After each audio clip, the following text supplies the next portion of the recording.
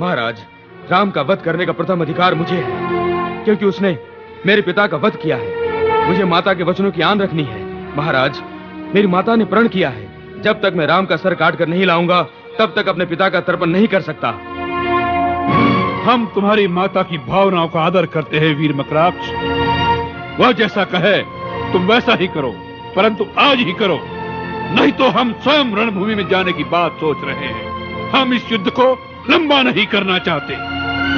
महाराज, मुझे एक अवसर दिया जाए, मैं उस रणभूमि में पहुंचकर प्रलय मचा दूंगा। शत्रु के संग्राम क्षेत्र को मैं शमशान क्षेत्र बना दूंगा। प्रतिहिंसा की अग्नि मेरे अंतर्मन में तब से धधक रही है, जब दंडका रण में मेरे पिता खर और काका दूषण ने सारी सेना के साथ अपनी आहुति दी थी।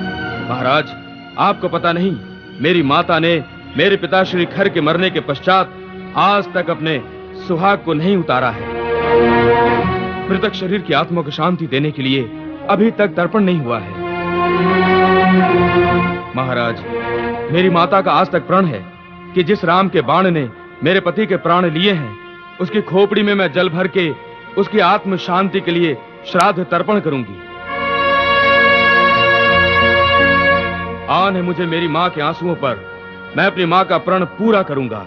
राम के सर को काटकर मां के अंदर धधकती ज्वाला को शांत करूंगा। करेगा, अवश्य करेगा वीर मकराक्ष। हमें विश्वास है तुम्हारे अंतर में धधकता ज्वालामुखी आज इस युद्ध का अंतिम निर्णय कर देगा। जा, तुम्हारी जय हो वीर मकराक्ष।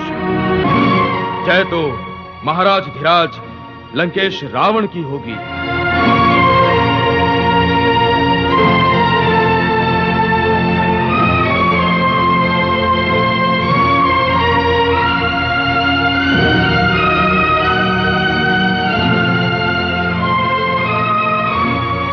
प्रहस्त जैसे पराक्रमी का प्राणांत करके हमारे वीर भ्राता लक्ष्मण ने शत्रु की पराजय के द्वार खोल दिए हैं, इसमें कोई संदेह नहीं।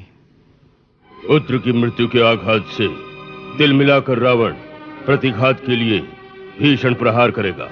अब हमें पूरी तरह सावधान रहना चाहिए। सावधान तो वो नहीं रहता ऋक्षराज, जिसके अंतर की ज्वाला बुझ जाती है। मेरे अंदर ज्वालामुखी दहक रहा है, ज्वालामुखी।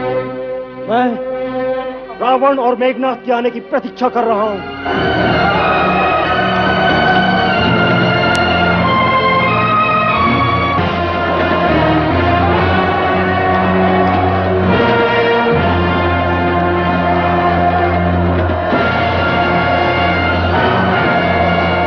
कौन है ये?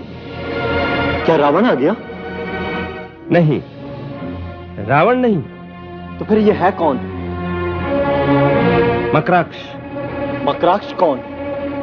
रावण के भाई सेनाधिपति खर का पुत्र। खर? जो पंचवटी में था? हाँ, वही। उसके मन में भी प्रतिशोध की ज्वाला भड़क रही होगी।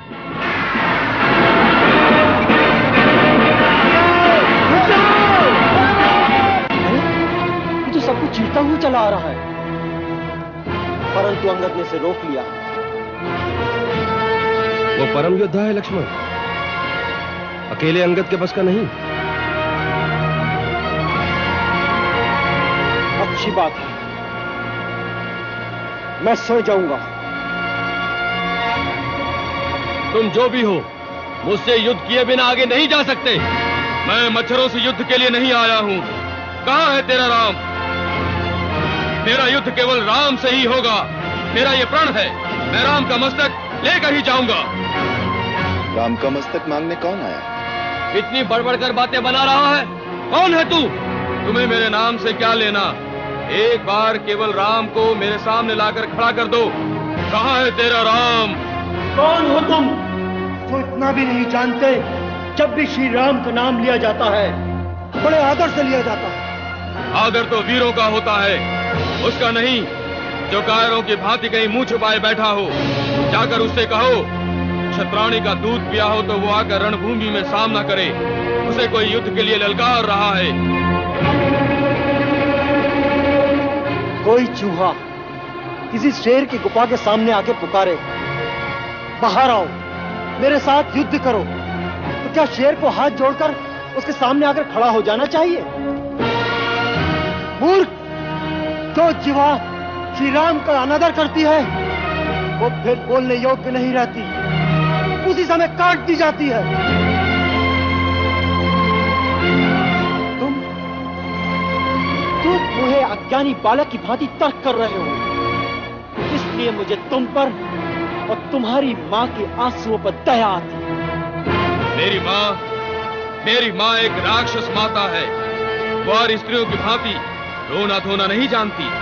उसी मां ने मुझे आज्ञा दी है कि जाकर उस राम का मस्तक काट कर मेरे सामने लाओ। अब क्या होगा? क्योंकि हमारे रहते श्री राम तक तुम्हारा पहुंचना असंभव है। हाँ, यदि तुम अपनी मां को प्रसन्न करना चाहते हो तो श्री राम के मुखारबिंद का एक चित्र ले जाओ, उसके दर्शन मात्र से ही वो प्रसन्न हो जाएंगे। हाँ, बच्चों को जैसे चित्र में चंदा मामा दिखा देते हैं, ऐसे उसे श्री राम दिखा देना। लक्ष्मण, अंगद,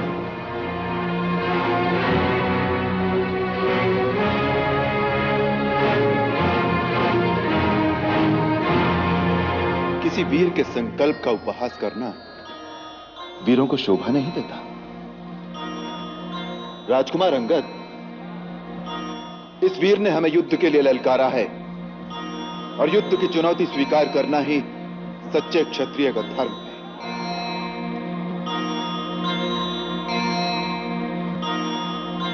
हे वीर युवक, हम तुम्हारी इस चुनौती को स्वीकार करते हैं। तुमने हमारा मस्तक मांगा है, अपना परिचय नहीं दिया कि किस अधिकार से तुम्हें हमारा मस्तक दिया जाए। मैं राक्षस राज खर का पुत्र मकराक्ष हूँ। मेरा अधिकार मेरी माता के संकल्प से है। मेरा अधिकार तुम्हारे हाथों मेरे पिता के वध के कारण से भी है। मेरे शूरवीर पिता जनपद अधिनायक राक्षस राज खर पंचवटी में तुमसे युद्ध करते हुए वीर गति को प्राप्त हुए। उनका पुत्र होने के नाते इस बात का प्रतिशोध लेने के लिए मैं तुम्हें युद्ध के लिए ललकारता हूं। मेरी माता का यह संकल्प है, जिस राम के बाण ने मेरे पति का सर विच्छेद किया है, उसी राम की खोपड़ी में भरे हुए जल द्वारा मैं अपने पिता का श्राद्ध तर्पण कर सकता हूं। मेरी माता के इसी संकल्प ने तुमसे युद्ध करके तुम्हारा मस्तक काटने का अधिकार दिया है। अवश्य, मैं तुम्हारे इस अधिकार को स्वीकार करता हूं। मैं तुम्हें वीर मानता हूं युवक, कि अपना मस्तक संकट में डालकर पिता के शत्रु का मस्तक लेने रणभूमि में आ गए। किसका मस्तक संकट में है अभी निर्णय हो जाएगा। युद्ध केवल मेरा और तुम्हारा होगा, कोई अन्य महारथी बीच में नहीं आएगा। बोलो, मेरी चुनौती स्वीकार है? तुम्हारी हर इच्छा पूर्ण होगी वीरासुर। और सुनो, मैं तुम्हें वचन देता हूं कि यदि तुम्हारे हाथ मुझे वीर गति प्राप्त हो तो मेरे इस मस्तक पर तुम्हारा अधिकार होगा। मरणोपरांत मैं ये मस्तक तुम्हें दान करता हूं। विभीषण, सुग्रीव, अंगद, आप सब मेरे इस वचन के साक्षी हैं। लक्ष्मण जी भैया, मेरे इस वचन को पूर्ण करना तुम्हारा धर्म होगा। रघुवंशियों के वचन का मोल तुम भली भांति जानते हो।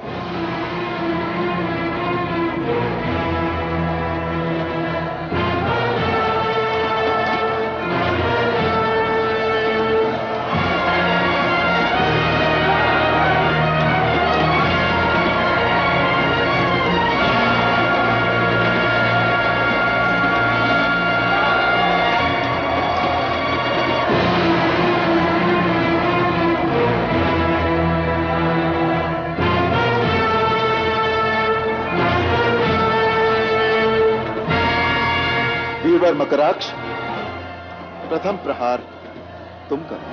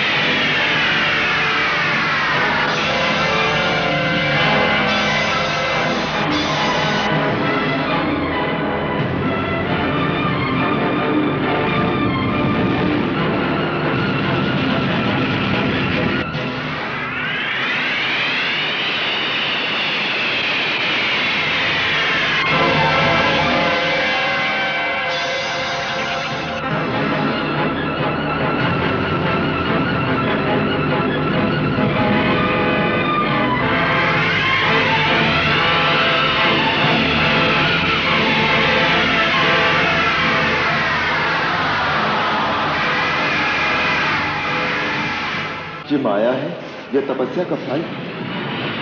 प्रभु, उसने पवन के देवता वायु और वर्षा के देवता वरुण को अपने वश में कर रखा है। ये सब उन्हीं के दिए हुए दिव्य वरों का प्रभाव है। आप यदि वायव्यास्त्र और वरुणास्त्र का अनुसंधान करें तो इस माया से मुक्ति होगी।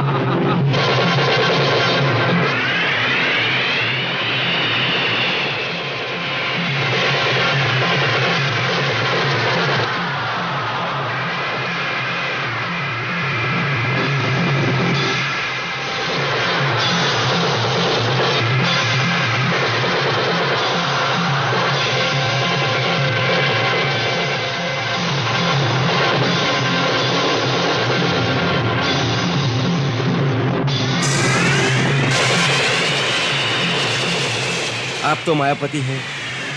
उन सब मायावी पुरुषों में जो वास्तविक मकराक्ष है, उसकी एक ही पहचान है, केवल उसी के घाव से रक्त निकलता दिखाई देगा। मायावी मकराक्षों के घाव से रक्त नहीं बहेगा।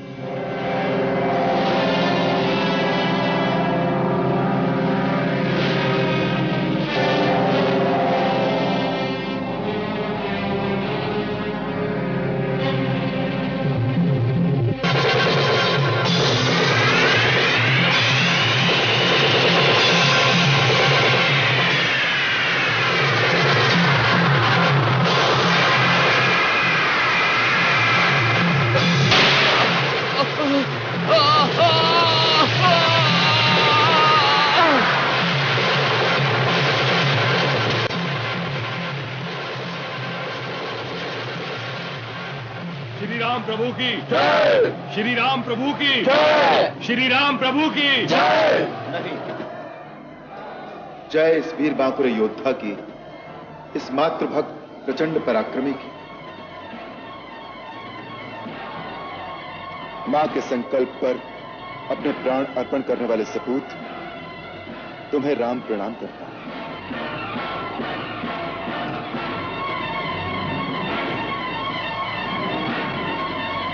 महाराज सुग्रीव, प्रभु, इस शूरवीर का मृत शरीर सम्मान के साथ लंका पहुंचा दिया जाए। हर योद्धा की मृत्यु है रघुवर का संकेत,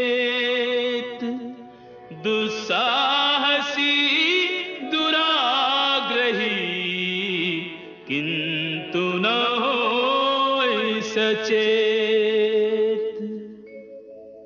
प्राणों की बलि दे गया मातृभक्त मकराक्ष,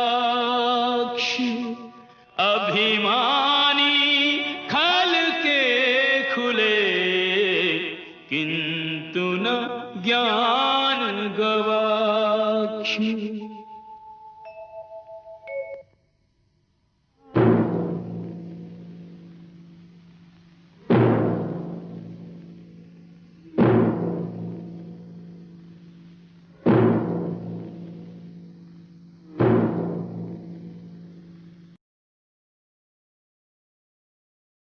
कामाग्नि में बस में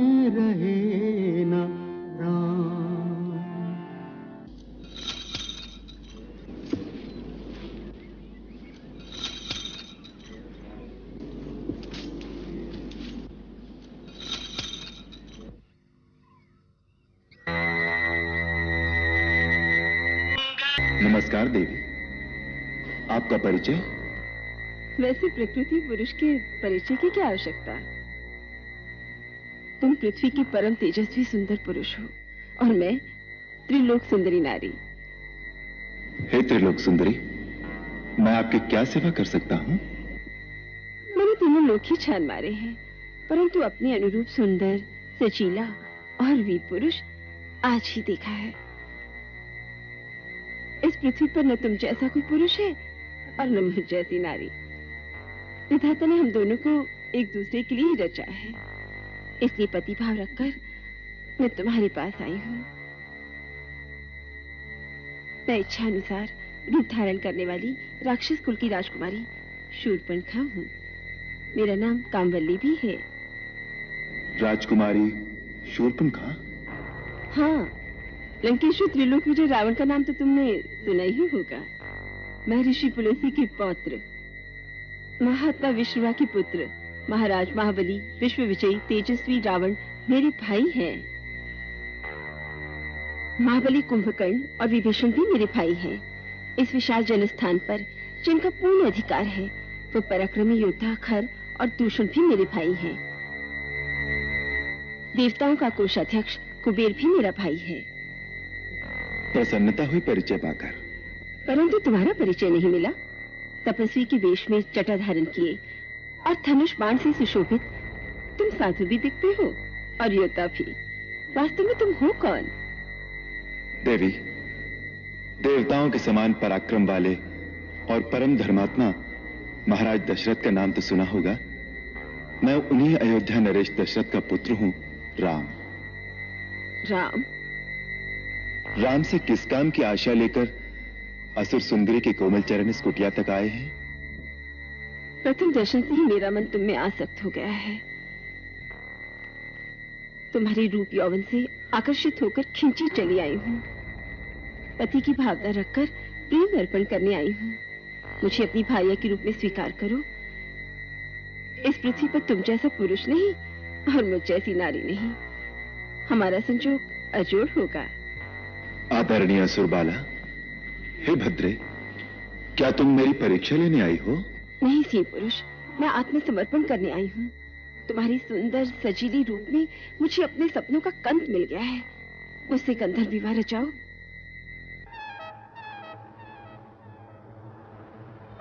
मैं विवाहित हूँ। ये मेरी परिणीता धर्मपत्नी सीता है।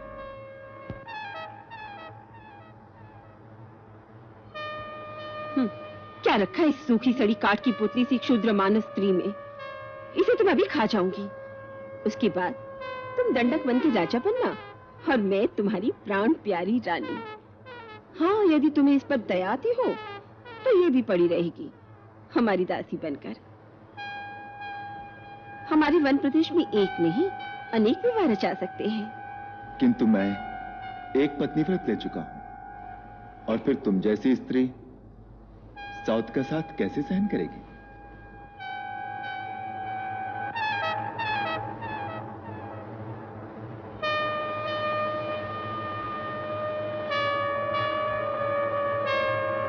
भाभी जी, मैं वन से आपकी रसोई के लिए सूखी सूखी लकड़ियां ले आया हूं।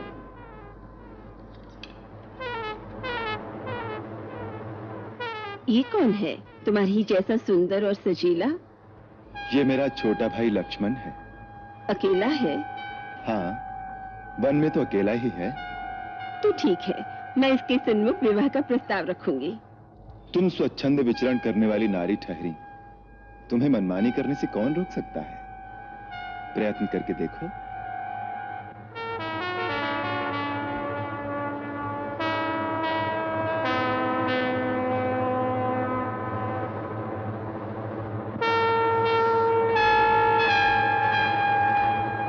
क्यों जी लक्ष्मण जी, अकेले हो?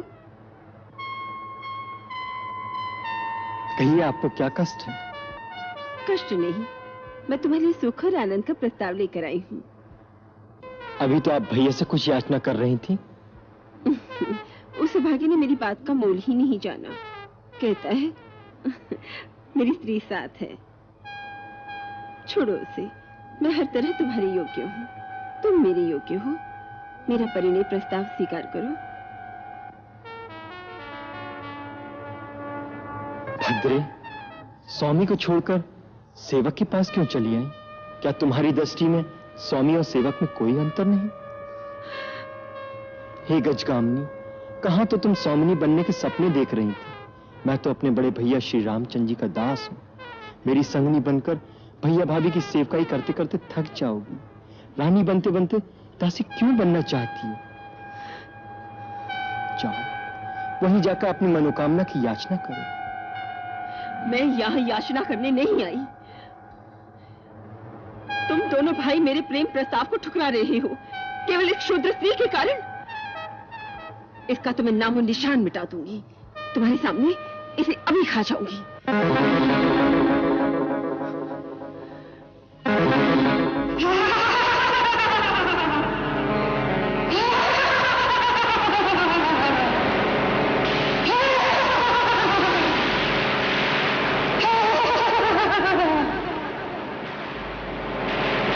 लक्ष्मण, अपनी कमल ककड़ी को चबाकर खा जाऊंगी।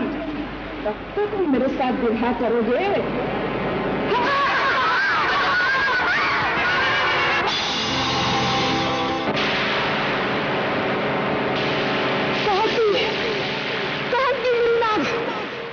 यदि दंडकारिणी में तुम दोनों की चिता न जला दी तो मेरा नाम सुपनखा नहीं, मैं रावण की बहन नहीं, खरदूषण मेरे भाई नहीं।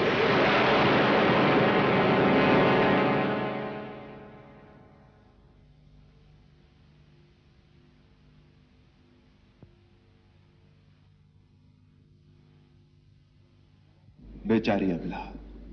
भला कहो भैया। फिर भी अच्छा नहीं हुआ। बुरा क्या हुआ? स्त्री थी। दुराचारणी दुष्टा थी। महर्षि विश्वामित्र ने भी ताड़का वध का आदेश देते समय यही कहा था। ऐसी दुष्टा नारी का वध करने में कोई दोष नहीं, हमने तो केवल उसकी नाक काटी है।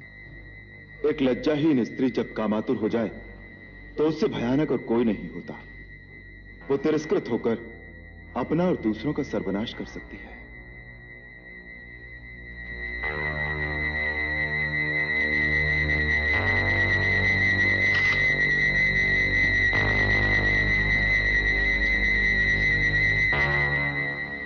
शूर्पणखा इसका बदला लेने अवश्य आएगी। हमें सचेत रहना चाहिए। हाँ भैया।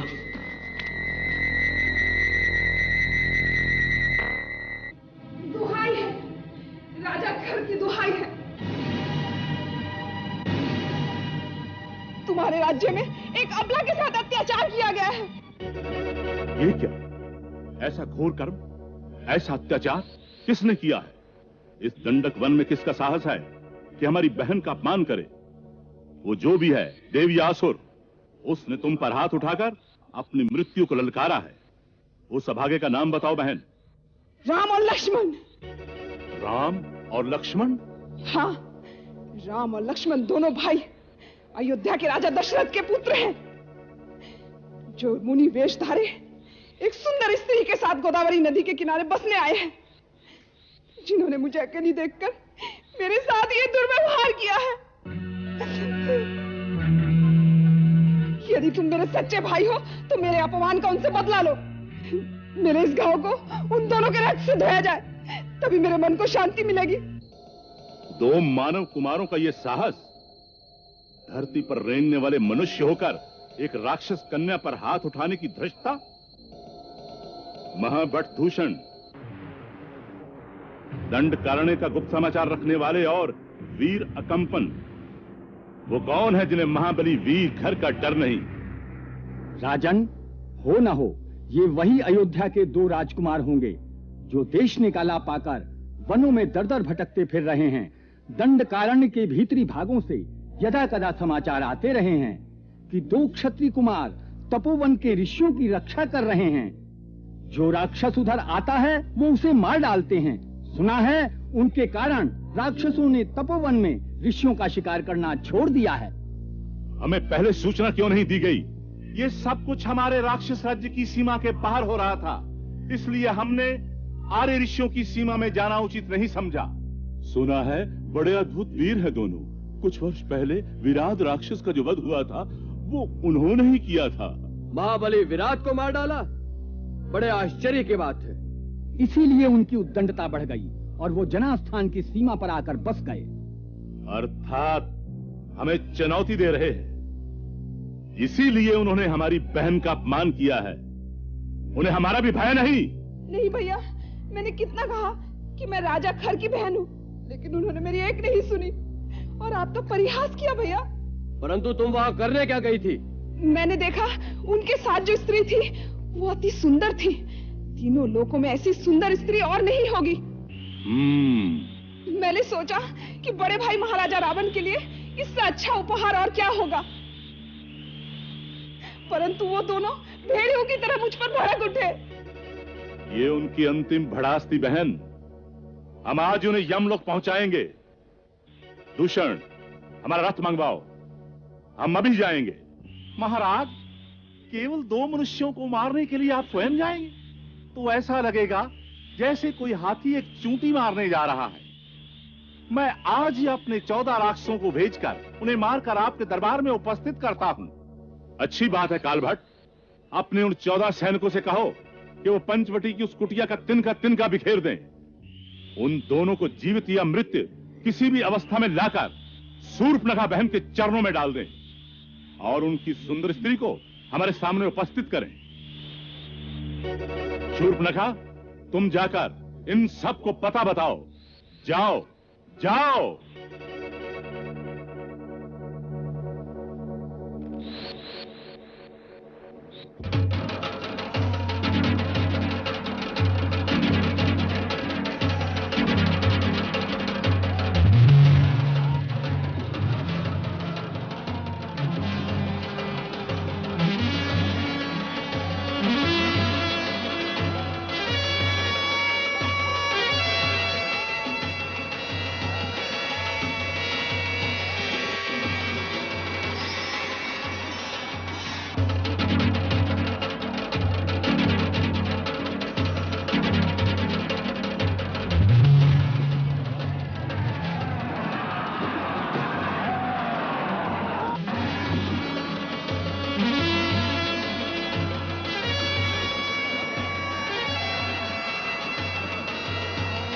मेरा अनुमान ठीक निकला, वो आ गए।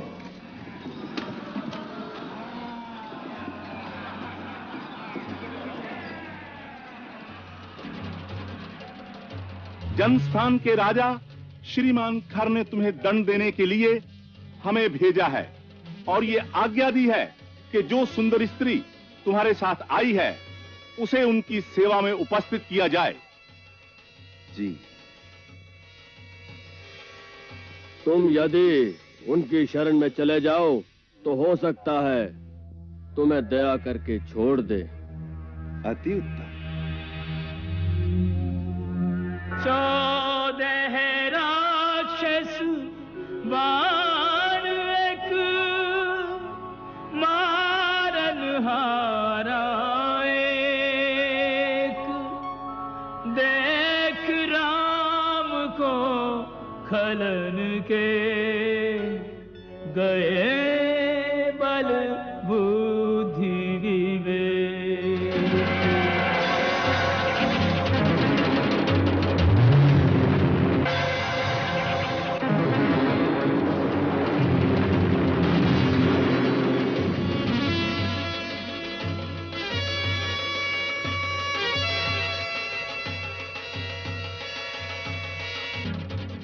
क्या कहा? एक ही बाण से हमारे 14 योद्धाओं को मार डाला? हाँ भाई, उसने एक ही बाण ऐसा चलाया कि एक ही क्षण में 14 के 14 मस्तक धड़ से अलग हो गए। लगता है उसने भी थोड़ी बहुत मायावी विद्या सीख ली है। हमें स्वयं चलना पड़ेगा। दूषण, अपने चुने हुए सैनिकों को तैयार करो, हम स्वयं चलेंगे।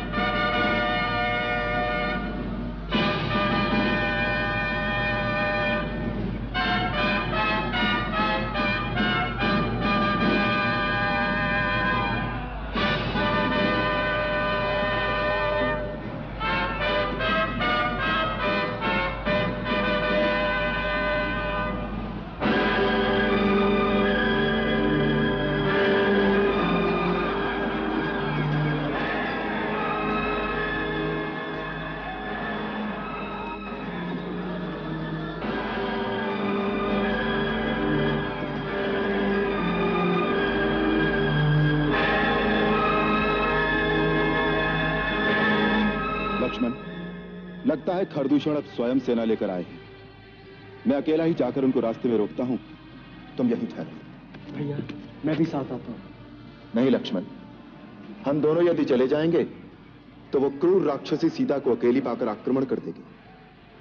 तुम यहीं सजग रहकर सीता की रक्षा करो, मैं अकेले ही उनसे निपट लूंगा, मेरी चिंता मत करो। मुझे आपकी चिंता नहीं भैया, मैं तो ये कह रहा था उनसे मैं अकेला ही निपट सकता हूं। अवश्य निपट सकते हो, परंतु इस समय तुम यहीं ठहरो।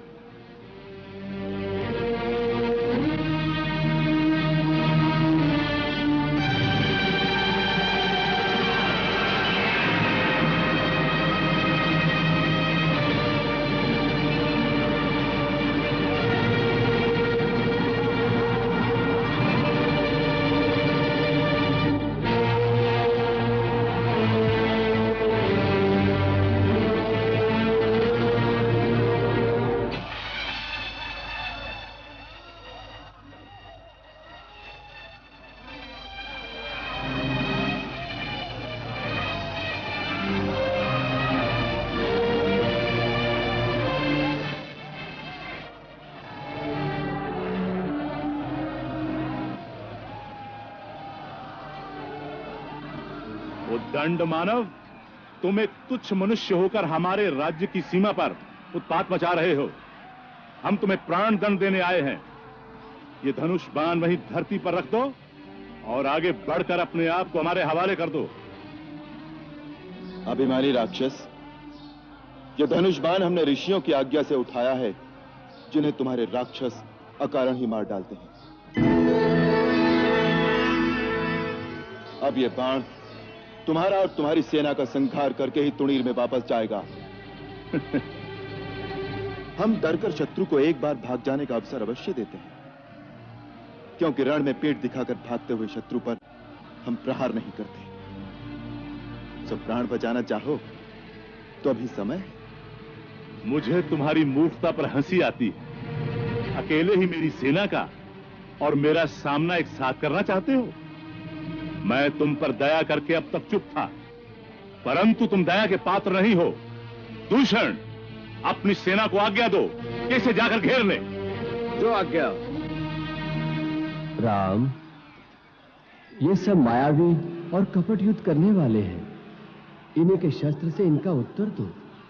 तुम्हारे पास ऋषि विश्वामित्र का दिया हुआ मोहिनी अस्त्र है, इस समय उसका प्रयोग करो, जिससे वे स्वयं उसकी माया से भ्रमित हो जाएं और आपस में लड़ मरे।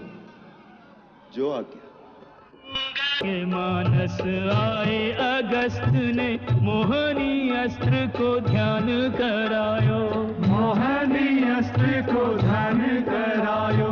खरदूषण की सेना पे तब राम ने मोहनी अस्त्र चलायो। राम ने मोहनी अस्त्र चलायो। राम ही राम भय चहुँ ओर, राम ही राम भय चहुँ ओर, जो देखो सो राम को मारन भायो।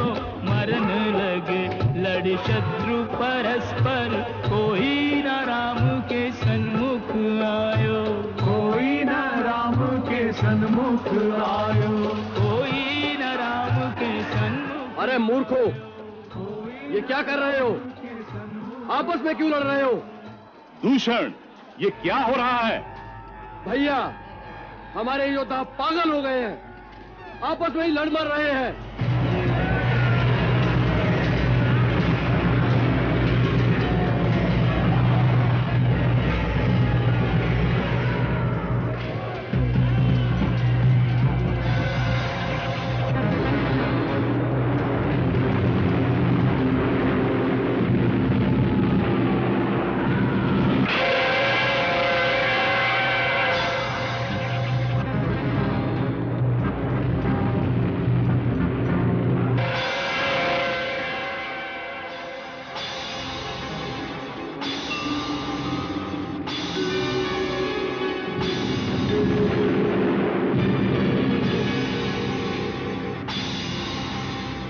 ये राम भी कोई मायावी है। इसने मोहनी अस्त्र का प्रयोग करके हमारी सेना को भ्रम में डाल दिया है। अच्छा, तो मैं पहले इसकी माया को ही समाप्त कर देता हूँ। ये ले।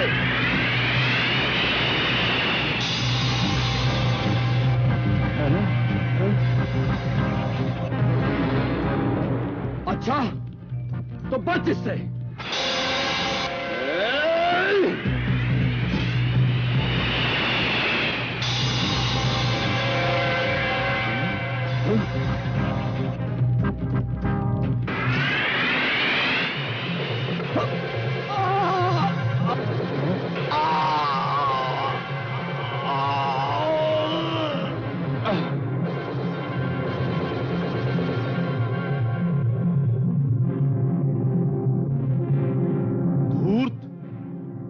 दूषण को मारकर तूने अपनी मृत्यु को पुकारा है। कहीं से थोड़ी सी हमारी विद्या सीख आया है। तू अपने आप को बड़ा मायावी समझता है। ठहर जा, मैं तुझे दिखाता हूं अपनी माया का प्रभाव।